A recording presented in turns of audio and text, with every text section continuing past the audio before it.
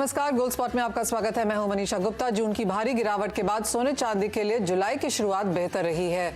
सोने में लगातार दूसरे दिन मजबूती देखने को मिली है। वहीं चांदी में भी पिछले हफ्ते के निचले स्तरों से काफी सुधार आया है।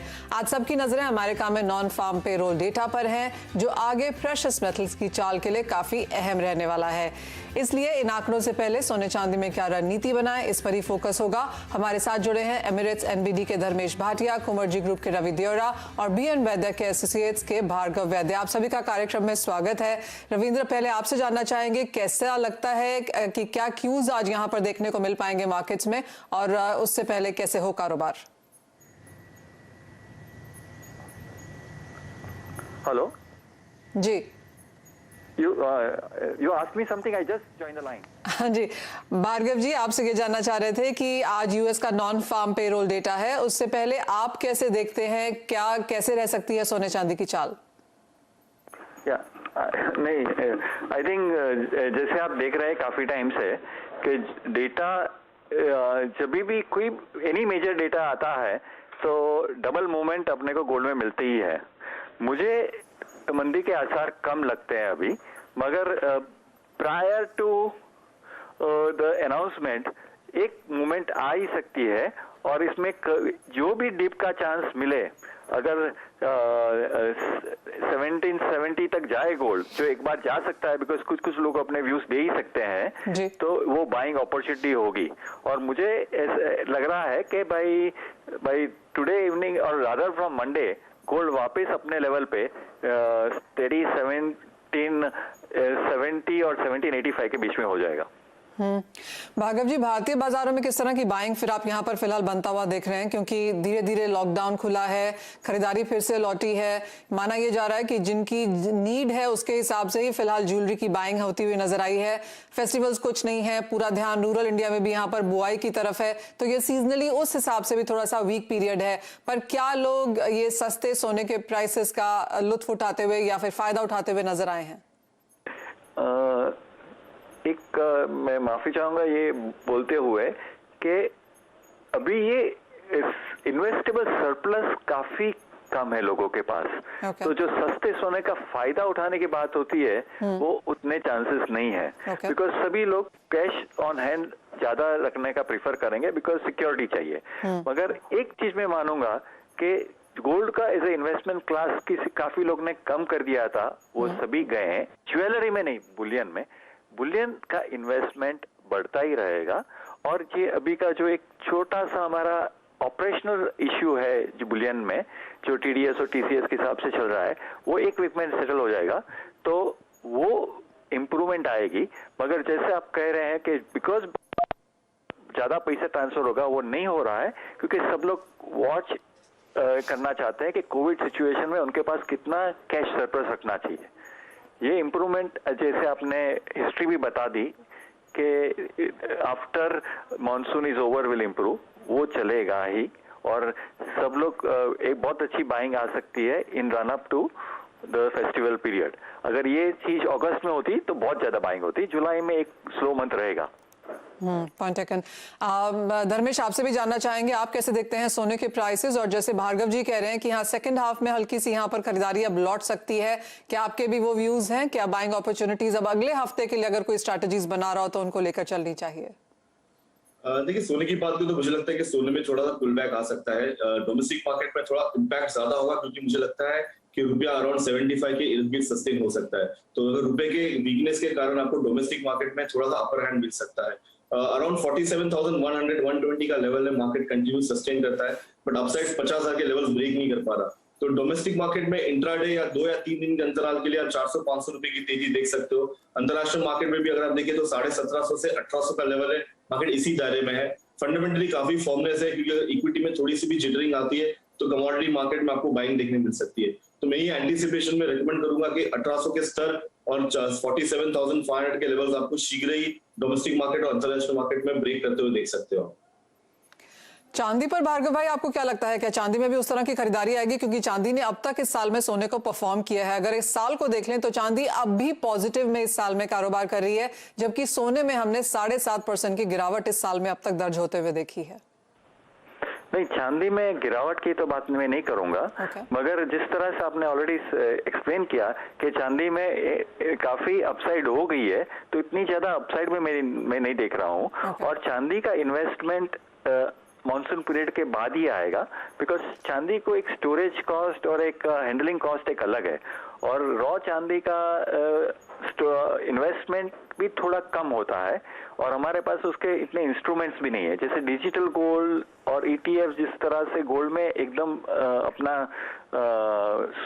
स्प्रेड बढ़ा रहे हैं, चांदी में एक भी प्रोडक्ट ऐसा आया नहीं है कि आप स्टोर करिए मेरे लिए और मैंने चांदी में छोटा सा इन्वेस्ट कर दिया। इसलिए चांदी में मैं मंदी की बात नहीं कर रहा हूं, मगर इन्वेस्टमेंट नहीं आएगा टिल एंड ऑफ मॉनसून। यानी कि फिजिकल खरीदारी जहां तक भारतीय बाजारों से बात है वो बहुत ज्यादा फिलहाल होने की उम्मीद नहीं है। क्लियरली जिस तरह से कोविड के आसार हैं उसकी वजह से लोग कैश पर बैठना चाहेंगे, और जिस तरह से भावों में परफॉर्मेंस आते हुए नजर आई है उसकी वजह से भी लोग थोड़ा सा यहाँ पर साइडवेज हैं। बहुत शुक्रिया भार्गव जी साथ जुड़ने के लिए। ये तो बात हुई गोल्ड स्पॉट की, लेकिन आगे बढ़ेंगे क्योंकि US non farm payroll data सिर्फ सोने चांदी को ही इंपैक्ट नहीं करेगा, मेटल्स और कच्चे तेल के जो इन्वेस्टर्स हैं उनकी भी इस पर यहाँ पर फिलहाल नजर है। कच्चे तेल में आगे बात करेंगे। और धर्मेश, ओपेक की मीटिंग आज दूसरा दिन होगा जब ये जारी रहेगी। क्लियरली एक स्टैंड ऑफ देखने को मिला है ओपेक मेंबर्स के बीच में, क्योंकि वो एक कंसेंसस नहीं बना पाए हैं कि अगस्त ऑनवर्ड्स कितना यहां पर आउटपुट में ईज करना चाहिए प्रोडक्शन में। आपको क्या लगता है आज शाम को किस तरह का डेटा देखने को मिल पाएगा? और जिस तरह से एज ऑफ नाउ हमने ओपेक की बातचीत होते हुए देखी है, कच्चे तेल के भाव क्या रह सकते हैं?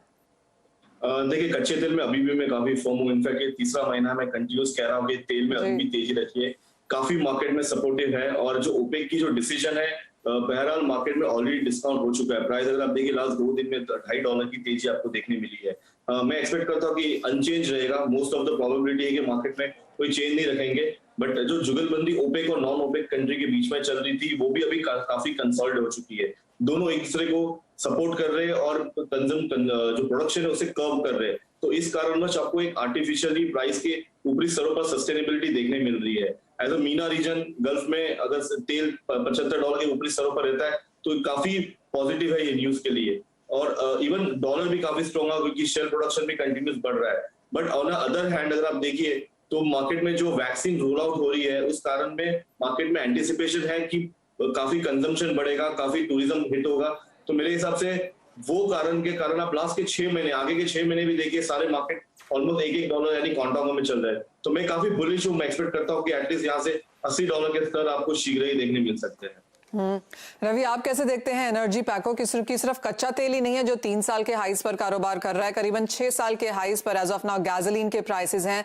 नेचुरल गैस में हमने यहाँ पर ऑलमोस्ट 3 साल के हाईज यहाँ पर भी बनते हुए देखे हैं। ओवरऑल एनर्जी पैक में अगर आपको कोई स्ट्रैटेजी लेनी हो तो कहाँ लेंगे? डेफिनेटली आज जो ओपेक नॉन ओपेक का डिसीजन है काफी इंपॉर्टेंट है।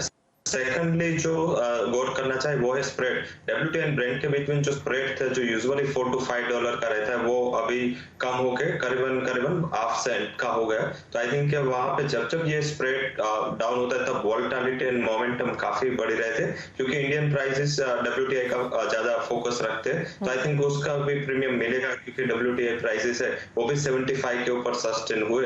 बट मुझे लग रहा है कि अगर एनर्जी पैक में एक ट्रेड लेना है, आज ओपेक का डिसीजन है तो शायद क्रूड प्राइस में वोलेटिलिटी देखने को मिल सकती है। डोमेस्टिक प्राइस में जब तक 5550 का लेवल नीचे ब्रेक नहीं होता तब तक आई थिंक ट्रेंड फर्म बना रहेगा। तो ये डिसीजन पे काफी इंपॉर्टेंट है। मुझे लग रहा है कि हैंगओवर होने की वजह से मैं क्रूड शायद आज अवॉइड करूंगा, नेचुरल गैस पे बाय का कॉल लूंगा, क्योंकि नेचुरल गैस में जो फंडामेंटल्स है वो पॉजिटिव है। क्लीन एनर्जी का एक सबसे बड़ा प्ले है। उसके अलावा जो उसका 5 इयर्स का एवरेज है जुलाई मंथ एंड जून मंथ के इन्वेंटरीज का वो 100 BCF से ज्यादा है। बट इस टाइम अभी 74 BCF कल का इन्वेंटरीज था तो वो 100 के पॉइंट को टच भी नहीं कर पाया। तो मुझे लग रहा है कि lower inventories and high demand वो एक काफी अच्छा फैक्टर है। शॉर्ट टर्म के लिए उसको बाय कर लेना चाहिए 273 के करीब। 270 बिलो एक स्टॉप लॉस लगा है। मुझे लग रहा है कि अगर 1 से 2 ट्रेडिंग सेशन की स्ट्रेटेजी ले तो 282 तक के टारगेट आपको देखने को मिल सकते हैं। अदरवाइज जो लोग 15 ट्रेडिंग सेशन तक रख सकते हैं वो लोग 300 के ऊपर के लेवल भी देख सकते हैं। ये एक कमोडिटी है जिसने क्लियरली एनर्जी पैक को आउट परफॉर्म किया है। हमने नेचुरल गैस में पिछले 1 महीने में लगातार तेजी यहां पर बनते हुए देखी है। 200 लेवल के स्तर से नियरली 274 के लेवल्स यहां पर, और 300 की बात अब यहां पर काफी इजीली की जा रही है। धर्मेश, आप कैसे देखते हैं और आपको भी लगता है कि यहां से 25-30 रुपए बढ़ना कोई बहुत बड़ी बात नहीं होगी?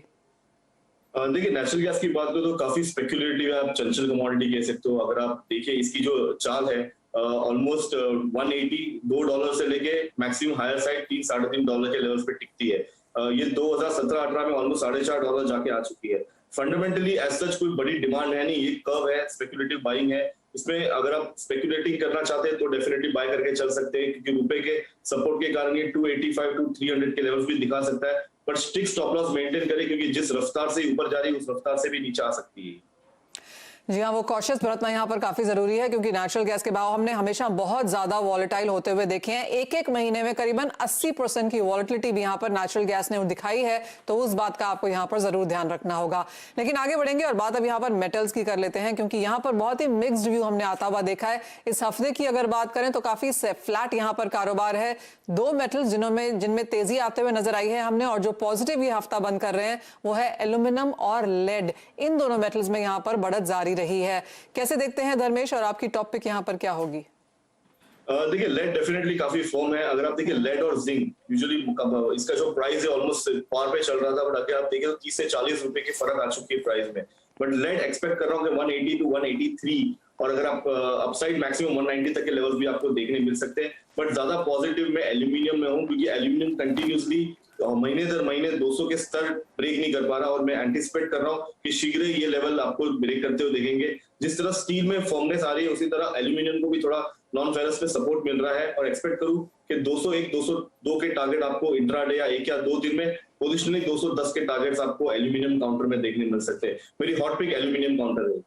$2550 पर टन एलएमई पे फिलहाल एल्यूमिनियम का कारोबार हो रहा है, जो कि 11 साल से बहुत दूर नहीं है, 11 साल के हाई से बहुत दूर नहीं है। तो क्लियरली ये एक कमोडिटी है जो ब्रेकआउट देती हुई नजर आई है, और जैसे फंडामेंटल्स की बात है वो सभी यहाँ पर पॉजिटिव है, तो एल्यूमिनियम पे जरूर नजर रहे। रवि, आपकी टॉपिक क्या होगी मेटल्स में? आपको कहाँ पर लगता है कि ट्रेड्स बन सकते हैं? डेफिनेटली एल्यूमिनियम के रैशनल आईएलएम इन्वेंटरीज के लेवल्स देखे तो वहां पे एक सपोर्ट है। मेरे हिसाब से वहां पे अगर 200 के लेवल ब्रेक होते हैं 204 तक के टारगेट के लिए एल्यूमिनियम बाय करना चाहिए। 197 का स्टॉप लॉस पे जरूर लगा है। सेकंड जो टॉपिक एंड फंडामेंटली पे बात करें तो जिंक में 235 का लेवल काफी अच्छी तरह सपोर्ट वहां पे बना हुआ है, एज वेल एज एलएमए के जो इन्वेंटरीज में राइजिंग इन्वेंटरीज का कंसर्न वो फ्लैटन का हुआ है। तो मुझे लग रहा है कि अगर जो फंडामेंटल्स यहाँ से बेस मेटल्स पैक टिकता है तो जिंक में भी आपको ध्यान रखना चाहिए 235 के स्टॉप लॉस से। वहां पे 243 तक के लेवल्स यहाँ से 5 रुपए की तेजी और आ सकते हैं। तो मुझे लग रहा है बेस मेटल पैक में दो कमोडिटीज है, जिंक एंड एल्यूमिनियम, जहां पे मेरा फोकस रहेगा। ऑलराइट, बहुत लंबे समय के बाद हमने देखा है कि यहाँ पर बिकवाली की राय नहीं है, कुछ खरीदारी की अपॉर्चुनिटीज यहाँ पर मेटल्स में जरूर बनती हुई, चाहे वो कॉपर ना सही, लेकिन एल्यूमिनियम, जिंक, लेड इन कमोडिटीज में जरूर बन सकती है।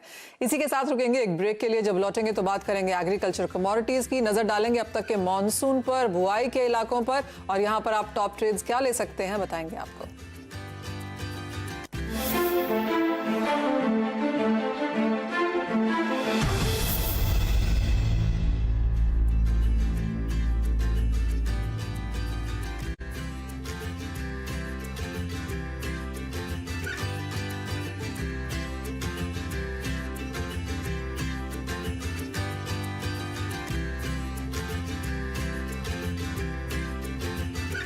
What is power?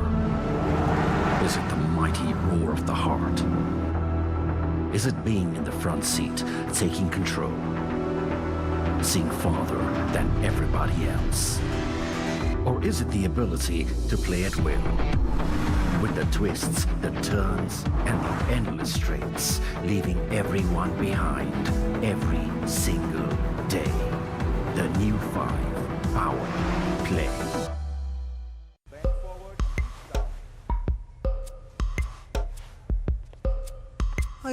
All good bro. Sir stock market पे स्टार्ट तो किया है, पर ट्रेड क्या करूं? हलवा है क्या? हाँ? क्या ट्रेड किया? वही तो नहीं पता। क्या ट्रेड है ब्रो? स्टॉक मार्केट में पैसा कमाना हलवा नहीं है, इसीलिए पेश है क्या ट्रेड। ये एक्सपर्ट क्यूरेटेड आइडियाज को ढूंढकर सिंपली आपको प्रेजेंट करता है। आइडिया अच्छा लगे तो राइट स्वाइप ट्रेड करो, नहीं अच्छा लगे तो left swipe for the next idea. Simple. आज ही रजिस्टर कीजिए kyatrade.com पर और पाइए instant trading ideas. Investments in securities market are subject to market risks. Read all the related documents carefully before investing. SVP Global Ventures Limited is the leading manufacturer of high-margin compact cotton yarn in India and Oman.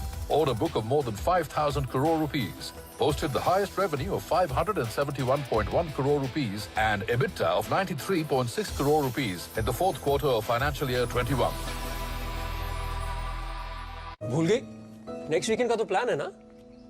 तुम पहले जगह तो book कर लो। Bookings भी कर दी, photos भी भेज दी। गूंजती धड़कनों से दीवारें हैं। Nice. Not nice, it's beautiful. आज घर सेरा, कुछ पल घर के नाम। What is IMT? Intelligent Manual Transmission. It means you can drive this like you score goals with just 1 foot. Presenting the all-new Seltos with IMT, paddle shifters and more. Now more inspiring than ever. Kia, movement that inspires. Double bull cement के आगे single bull क्या करे? Double bull cement का double advantage, मजबूती उम्मीद से ज्यादा। Excuse me. All good, ma'am? Stock market में स्टार्ट तो किया, पर ट्रेड क्या करूं? हलवा है क्या? हाँ? क्या ट्रेड किया? वही तो नहीं पता। क्या trade app ma'am? Stock market में पैसा कमाना हलवा नहीं है, इसीलिए पेश है क्या ट्रेड। ये एक्सपर्ट क्यूरेटेड आइडियाज को ढूंढकर सिंपली आपको प्रेजेंट करता है। ट्रेड आइडिया अच्छा लगा तो राइट स्वाइप ट्रेड करो, नहीं तो left swipe for the next idea. Simple. आज ही रजिस्टर कीजिए kyatrade.com पर और पाइए instant trading ideas. Investments in securities market are subject to market risks. Read all the related documents carefully before investing.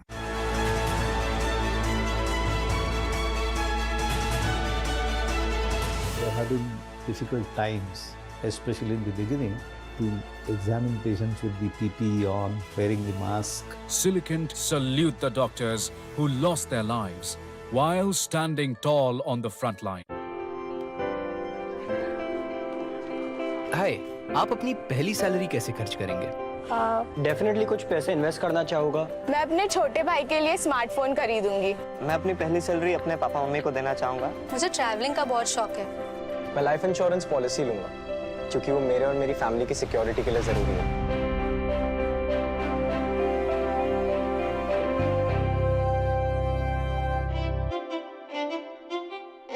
Powered by Nourish, साधारण छोड़ो nutrition चुनो, समझे बच्चों।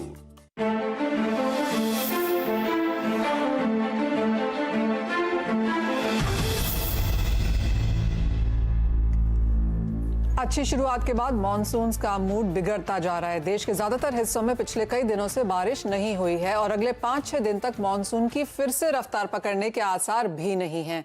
ऐसे में ज्यादातर एग्री कमोडिटीज में फिर से तेजी बनते हुए दिखी है। खासकर तेल तिलहन में अच्छा एक्शन है। इस पर और बात करने के लिए हमारे साथ जुड़े हैं सोपा के ईडी DN पाठक। मिस्टर पाठक नमस्कार, शुक्रिया जोड़ने के लिए। मॉनसून की जहां तक बात है, क्लियरली IMD की तरफ से वो खबर आई है कि 7 जुलाई के बाद ही हम यहां पर मॉनसून को रफ्तार पकड़ता हुआ देखेंगे। अब तक जिस तरह की बारिश हमने नॉर्दर्न सेंट्रल इंडिया में आते हुए देखी है वो हल्की सी कम है। जो IMD का लेटेस्ट डेटा है उसके लिहाज से वेस्टर्न इंडिया, सदर्न पेनिनसुला और सेंट्रल साउथ इंडिया यहां पर एक्सेस बारिश हुई है। लेकिन जहां तक गुजरात या फिर मध्य प्रदेश, हरियाणा, दिल्ली, इन एरियाज की बात है, पंजाब फॉर दैट मैटर, यहां पर बारिश कम रही है। आप कैसे देखते हैं अब तक सोयाबीन की बुआई और क्या चिंताएं हैं अब इसको लेकर? देखिए, सोयाबीन की बुआई मेरे हिसाब से अभी एक्सपेक्टेड जो टोटल होगा उसके करीब 70% हो चुकी है। रफली 83-84 लाख हेक्टेयर में बुआई हो चुकी है। ओके। जो कि अगर मानसून टाइम पे आई होती तो फिर ऑलमोस्ट 90-95% हो चुकी होती अब तक। लेकिन अगर बारिश जैसा आपने बोला 7 जुलाई को भी आती है तो मैं बहुत वरीड नहीं हूँ, क्योंकि फिर फसल थोड़ी लेट हो जाएगी लेकिन बुआई पूरी हो सकेगी। नंबर 2, ये जो अभी बारिश अगर 7 जुलाई 10 जुलाई तक आती है, जो बुआई ऑलरेडी हो चुकी है उस क्रॉप को अभी कोई नुकसान नहीं होगा। लेकिन अगर बारिश और लेट होती है तो मॉइस्चर स्ट्रेस की वजह से ये जो बुआई ऑलरेडी हो चुकी है उसको भी नुकसान हो सकता है। तो we have to keep our fingers crossed कि अभी अगले एक हफ्ते में क्या होता है, 10 दिन में, उस पर डिपेंड करेगा सब कुछ। जी मिस्टर पाठक, मुझे मध्य प्रदेश के नंबर्स तो बहुत क्लियर नहीं है, वो शायद आप हमसे शेयर कर सकते हैं, लेकिन महाराष्ट्र में ये माना जाता है कि ओवरऑल बुआई का जो इलाका है वो पिछले साल के कंपैरिजन में 16% कम है।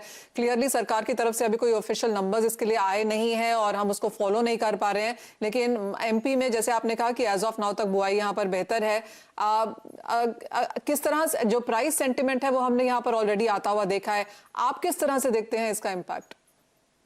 देखिए, महाराष्ट्र में बुआई पिछले साल से बेहतर है।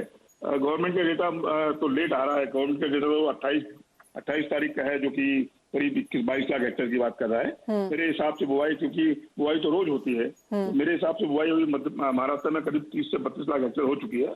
और टोटल एरिया महाराष्ट्र में डेफिनेटली इस साल पिछले साल के मुकाबले बढ़ेगा, रफली अबाउट 15% तो बढ़ेगा ही बढ़ेगा। और वहाँ पे अभी फसल की हालत भी कोई खराब नहीं, अच्छी है। विदर्भ में आज बारिश हो रही है। मराठवाड़ा में थोड़ा कंसर्न है, लेकिन वहां भी बारिश की अभी उम्मीद है अगले एक हफ्ते में। मध्य प्रदेश में ऑब्वियसली बुआई काफी स्लो हुई है। मेरा अपना मानना है कि करीब 38 से 40 लाख हेक्टेयर में बुआई शायद हो चुकी है अभी तक। राजस्थान में भी एरिया बढ़ने की उम्मीद है, करीब 1 लाख हेक्टेयर। अदर जो स्टेट्स हैं, तेलंगाना, कर्नाटका, गुजरात, छत्तीसगढ़, यहाँ भी एरिया बढ़ने की उम्मीद है करीब 10%।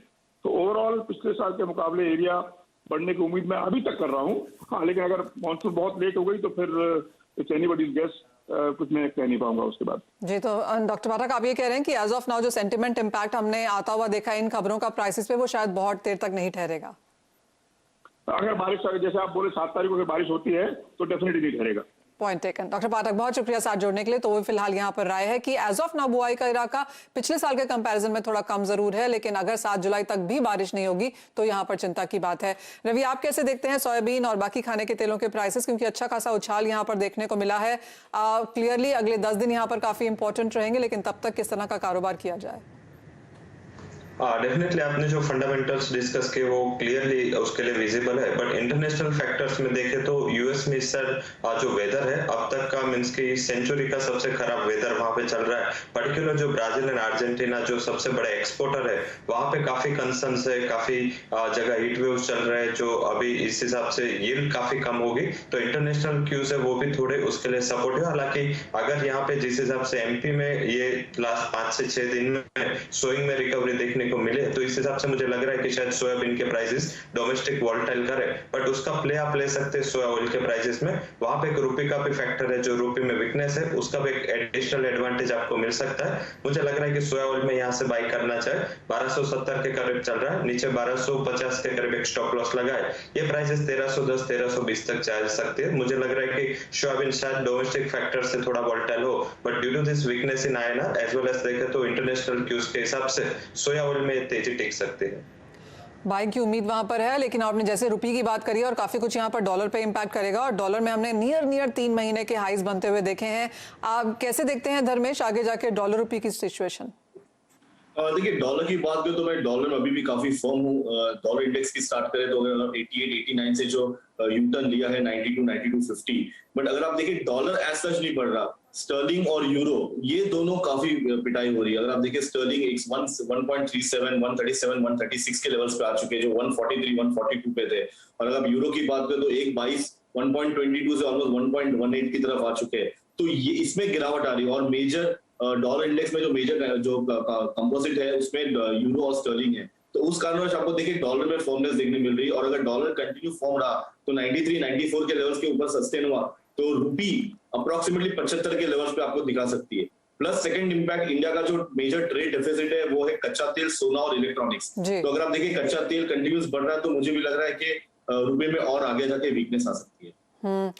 आपकी स्क्रीन पर 92.5 पर डॉलर इंडेक्स है। Clearly US non farm payroll के डेटा के पहले हमने वहां बढ़त आते हुए देखी और अब कुछ कंसोलिडेशन भी। लेकिन जाते जाते आपकी टॉप पिक एग्रीकल्चर स्पेस में जानना चाहेंगे रवि। डेफिनेटली मेरे 2 टॉपिक है। पहला तो कपास, जो यूएस वेदर का इम्पैक्ट है, मुझे लग रहा है कि कॉटन पे इमीडिएटली यील्ड्स में काफी आएगा। सिवल इंडिया का भी स्विंग 2% लोअर है, तो आई थिंक कपास में ध्यान रखें। यहाँ से 1290 के करीब खरीद की सलाह है। अप्रैल कॉन्ट्रैक्ट में 1320 तक के टारगेट कपास देखा सकता है, 1275 का स्टॉप लॉस लगा है। और सेकंड कैस्टर, जो लास्ट ईयर बड़े क्रॉप की एक्सपेक्टेशंस थी, एक्चुअल क्रॉप के जो डेटा निकल के आए वो लास्ट ईयर से भी कम रहे। तो इस हिसाब से मुझे लग रहा है कि आगे जाके जो चाइना के कैस्टर ऑयल डिमांड है उसका अगर कोई बड़ा प्ले है तो वो कैस्टर सीड है, तो वहां पे आप फोकस करें। बाइंग का मेरा रिकमेंडेशन है कैस्टर ऑयल पे। 5300 के टारगेट यहाँ पे दिख सकते हैं, स्टॉप लॉस 5120 का रखे, तो कैस्टर एंड कपास दोनों में मेरी खरीद की रिकमेंडेशन है। ऑलराइट, आज एक्चुअली प्रोग्राम में हमने ज्यादातर यहाँ पर खरीद की रिकमेंडेशंस ही दी हैं। अगर आप कच्चा तेल देखें, सोना चांदी या मेटल्स, सोयाबीन, कपास, कैस्टर, सभी में यहाँ पर बढ़त की उम्मीद है। तो क्लियरली जो कमोडिटीज हैं, बाजार का मूड वहां पर फिर से खरीदारी की तरफ लौटा है। लेकिन इसी के साथ फिलहाल इस कार्यक्रम में इतना ही समय है। धर्मेश, रवि, बहुत शुक्रिया साथ जोड़ने के लिए। मुझे भी दीजिए इजाजत। आप देखते रहिए CNBC आवाज।